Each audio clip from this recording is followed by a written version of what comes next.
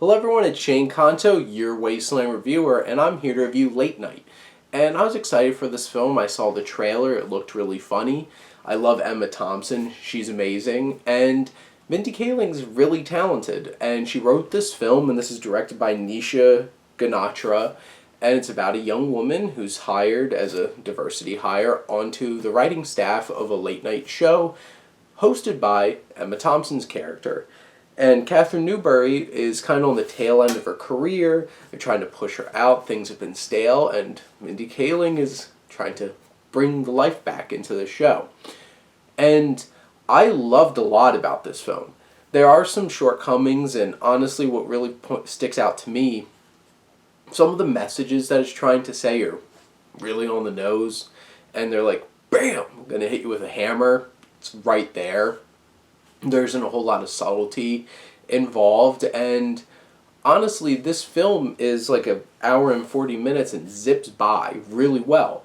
The pacing, but it felt like the story sometimes really went through certain things quickly, and they could have spent a little more time really developing the solutions and the story and these plot points, because some of it feels a little rushed and just glossed over.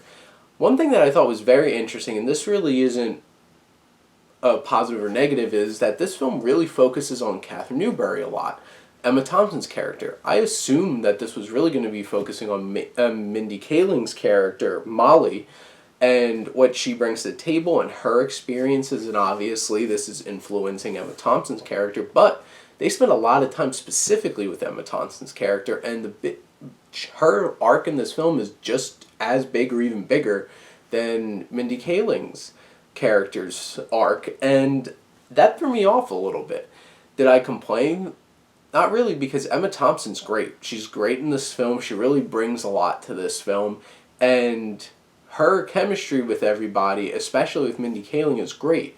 And you really get to see both of them grow throughout this film, and it's really impressive. And it does have a lot to say and brings to light a lot of different kinds of issues.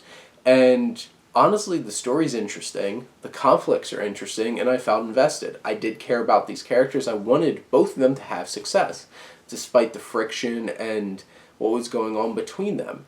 And it was really funny. I laughed a lot. I did really appreciate the film and enjoyed it a lot. And honestly, this is probably one of my favorite comedies that have come out this year. Honestly, there's not a whole lot that really stuck out this year, so I appreciated this. This and The Long Shot, both were interesting because they had a lot to say, and they're both very funny films. And I did really enjoy Late Night. I would recommend Late Night, and I really appreciate it.